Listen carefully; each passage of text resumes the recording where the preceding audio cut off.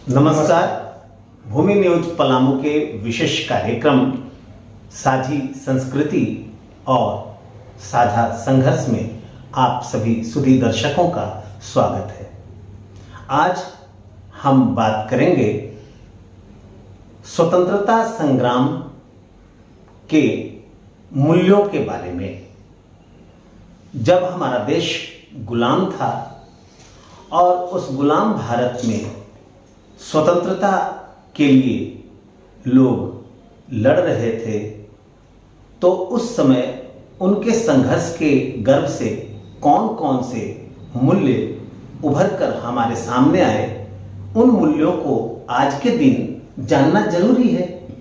और जानना इसलिए जरूरी है क्योंकि जब हम देखते हैं कि जब हम गुलाम थे जी और उस गुलाम भारत में आज़ादी के लिए, स्वतंत्रता के लिए हम संघर्ष कर रहे थे और उस संघर्ष में हमको कामयाबी मिली। जी और आखिर ये कामयाबी किन मूल्यों के आधार पर मिली, आज के दिन उसको जानना जरूरी है। तो हम इन्हीं विषयों पर बात करेंगे कि हमारे राष्ट्रीय स्वतंत्रता संग्राम के मूल्य कौन कौन से थे। देखिए, आज़ादी के इतने साल बाद जी भी अगर हम पीछे मुड़कर देखें जी तो आज़ादी के आंदोलन में बिना विचार के, बिना मूल्यों का ये आंदोलन अपनी मंजिल तक नहीं पहुंच सकता था ना। और इसके लिए हमारे पुरखों ने, या ये कहिए कि आज़ादी के आंदोलन में जो योद्धा थे वो साझा संघर्ष करके इसको आगे बढ़ाया। जी आपने जो इस बात को जिक्र किया कि साझी संस्कृति हमारी रही है और साझा संघर्ष भी रहा। जी साझी संस्कृति का मतलब कि भारत के अंदर, भारत एक विविधताओं का देश है। यहाँ कबीर भी हुए, यहाँ रविदास भी हुए, यहाँ नानक भी हुए और इसी तरीके से बड़े बड़े विचारक अलग अलग मत के थे। यहाँ पर मोहम्मद साहब के भी मानने वाले लोग हैं जी। तो ये साझी जो हमारी संस्कृति थी, उस संस्कृति को बचा कर रखते हुए हम साझा संघर्ष के तरफ आगे बढ़े। जी तो अगर गौर से देखिएगा तो अगर हम कर्मों के आधार पर वर्गीकृत करेंगे तो आप देखिएगा कि मजदूर इसलिए लड़ रहे थे कि अंग्रेज उनको जब तंग कर रहे थे तो उनको लग रहा था कि जब अंग्रेज चल जाएंगे तो हमारा जीवन बेहतर होगा। किसान इसलिए लड़ रहे थे कि वो जो यहाँ के सामंतों से जो परेशान थे तो उनको लगता था कि अंग्रेज चले जाएंगे तो हमारा अपनी जमीन होगी, अपना सारा चीज होगा उसमें। उसी तरीके से यहाँ पर कवि और लेखक, साहित्यकार, पत्रकार इसलिए लड़ रहे थे कि जो उन पर प्रतिबंध लगा हुआ था तो कम से कम वो जो है सो खुली हवा में अपनी लेखनी का, अपने विरासत को जो है सो बेहतर ढंग से जो है सो कर सकेंगे। राजनेता भी इसलिए लड़ रहे थे कि अंग्रेज चल जाएंगे तो हमारा सत्ता होगा, हम सत्ता के भागीदार होंगे। जी तो ये मूल्य उसके साथ साथ चलते रहा। और जो आपने जो अभी कहा ना, बहुत ही अच्छी बात कहा कि जीवन के विकास के लिए जी जो इस संघर्ष से जो उभर कर सामने आ रहा है, स्वतंत्रता सबसे बड़ा मूल्य है। जी यानी कि सभी लोग स्वतंत्र होना चाह रहे थे। जी अब देखते हैं कि इस स्वतंत्रता की लड़ाई में जो मूल्य उभर कर आया, स्वतंत्रता एक बहुत महत्वपूर्ण मूल्य हुआ कि जीवन के जरूरी मूल्यों में एक है हमारी स्वतंत्रता। जी अब इस संघर्ष के दौरान एक दूसरे मूल्य के रूप में अगर हम देखें तो हमें अगर थोड़ा याद करें 1784 को, तो 1784 में बाबा तिलका मांझी जी संघर्ष कर रहे थे। जी किस बात को लेकर संघर्ष कर रहे थे? जंगल पर हमारा अधिकार। महाजनों के खिलाफ भी उनकी लड़ाई थी, अंग्रेजों के खिलाफ भी लड़ाई थी। तो सबसे बड़ा मूल्य यह था कि पर्यावरण को देखकर कि उस पर किसी एक जाति का कब्जा ना हो, सभी लोगों का, जो जंगल में रहते हैं उनको अधिकार हो, जंगल वही बचा सकते हैं। जी। और बात भी ठीक है जी। क्योंकि 1927 में जंगल कानून बना। 1927 में जब जंगल कानून बना, उसके बाद जंगल विभाग भी बना जी।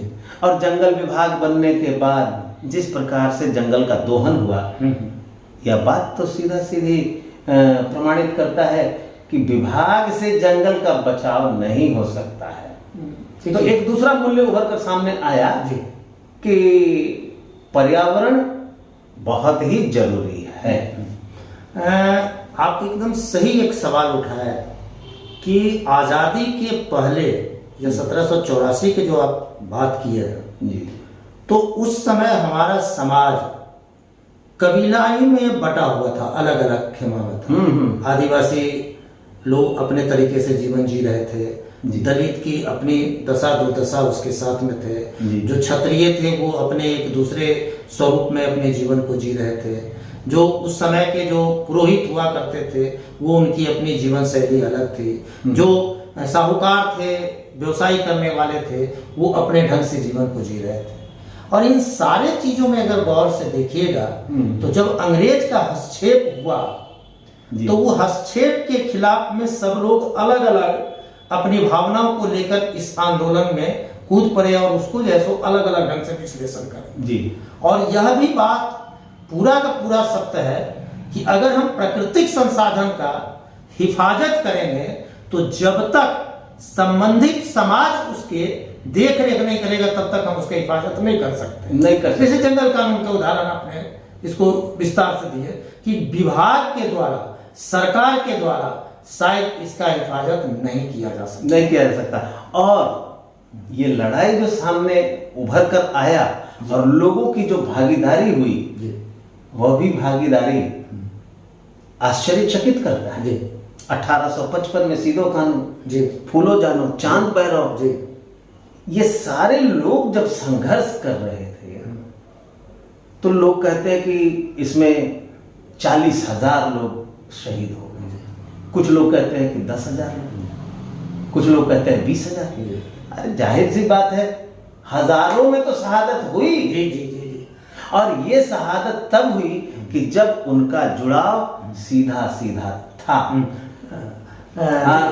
और भी है ये कि आप देखेंगे या कि आदिवासी के मूल्य में, आदिवासी समुदाय के केंद्र में जो निहित है वह मूल्य, वह है प्रकृति। वो प्रकृति के पूजक है।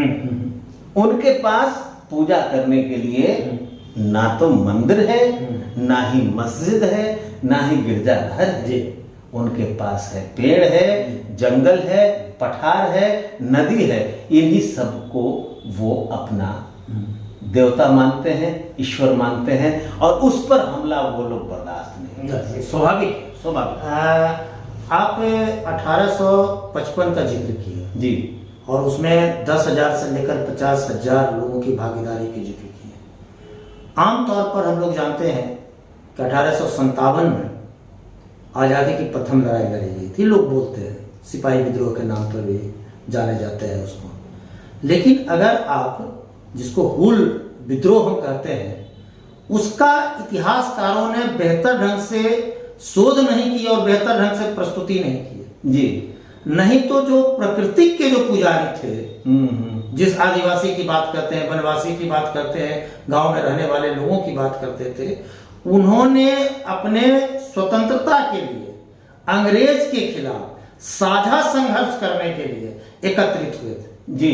तो हमको तो लगता है कि अगर सही माने में अगर इसको शोध करके अगर देखा जाए तो आजादी की प्रथम लड़ाई की श्रेणी में वो आंदोलन जैसा आता है।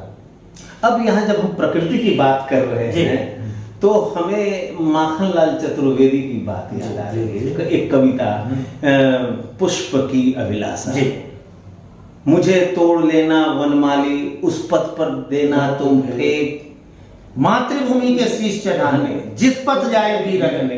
तो यानी कि प्रकृति भी जी इस आजादी की लड़ाई में संदेश दे रहा जी।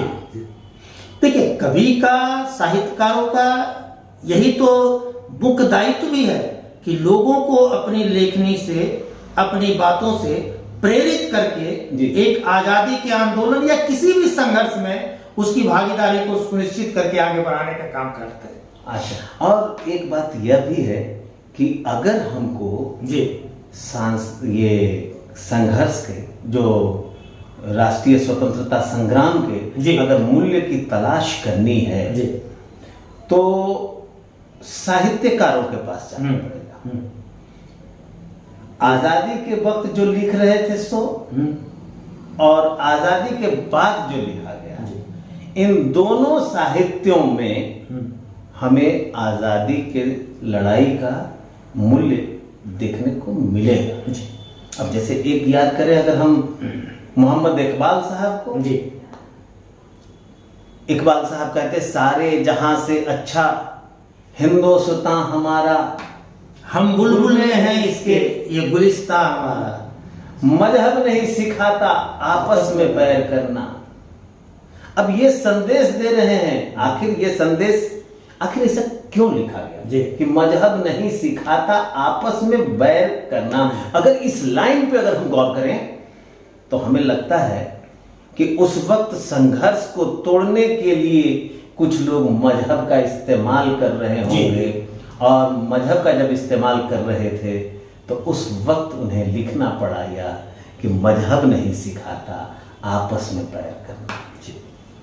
तो ये एक संदेश यह भी आया कि धर्म चाहे कोई भी हो वह लड़ना नहीं सिखाता, एक मूल्य। इन सारे मूल्य, अभी और भी मूल्य हैं, बहुत ही इमोशनल, बहुत ही संवेदनशील। अगर कहानी को पढ़ें, जाने, समझें, जैसे एक घटना आपको याद होगी, वो भगत सिंह वाली जी, जो जेल में बंद थे, और जेल में बंद थे तो उस वक्त एक नीची, जो तथाकथित नीची जाति का सफाई कर्मी समुदाय का एक व्यक्ति जो था, उसको भगत सिंह क्या कहते थे, माँ कहते थे कि अपने हाथ से बेबे, हाँ, अपने हाथ से रोटी खिला दो माँ। अब ये कहानी नहीं, इतिहास भी है और कहानी भी है, दोनों है। जब वो कहता था कि हम तो नीची जाति के हैं, तुम तो ऊंची जाति के हो, लेकिन लास्ट में कहा कि अब तो रोटी खिलाई दो, अब तो खिला दो कम से कम जी, अंतिम समय है। ऐसे वक्त में जब वो रोटी खिलाता है तो वो रो जाता है जी। अब इस भावात्मक दृश्य को अगर अपनी आंखों के सामने लाते हैं तो कौन से मूल्य सामने आ रहे हैं, इसको भी याद करने की जरूरत है। क्योंकि आज जिस प्रकार से ये हमारे संघर्ष के मूल्यों का जी हनन हो रहा है, हरास नहीं, हनन हो रहा है, वैसे वक्त में हमें इन सारी बातों को याद करना जरूरी है जी। और साथ ही साथ यह भी याद करने की जरूरत है कि आप देखेंगे, गौर से पढ़ेंगे तो राष्ट्रीय स्वतंत्रता संग्राम के गर्भ से जो मूल्य निकले, वो सारे मूल्य जो हैं संविधान की प्रस्तावना में निहित है जी। तो देखिए, आजादी के आंदोलन के मूल्य जो उस समय थे, आज भी कमोबेश वही है, और हम तमाम भारतवासियों को उनको पुनर्पाठ करना चाहिए, उनको पढ़ना चाहिए, और अभी जो मूल्य के अंदर जो मूल्यों का ह्रास हो रहा है, या जो जिसके अंदर जैसो दिक्कतें आ रही है, उसको दूर करने की कोशिश करनी चाहिए जी। आज के लिए बस इतना ही, लेकिन हाँ, ये बात याद रखिए कि जब तक हम राष्ट्रीय स्वतंत्रता संग्राम के मूल्यों को याद नहीं रखेंगे, उसे संरक्षित नहीं करेंगे, तब तक हम एक सुंदर दुनिया का निर्माण नहीं कर सकते हैं। और सबसे बेहतर यह होगा कि इतिहास, साहित्य को पढ़ने के साथ साथ संविधान को भी पढ़िए, क्योंकि संविधान में की प्रस्तावना में जो बात लिखी गई है वह हमारे संघर्ष के मूल्य ही तो हैं जी। तो बस आज के लिए इतना ही, फिर मुलाकात होगी अगली कड़ी में। तब तक के लिए दीजिए हमें इजाजत। धन्यवाद।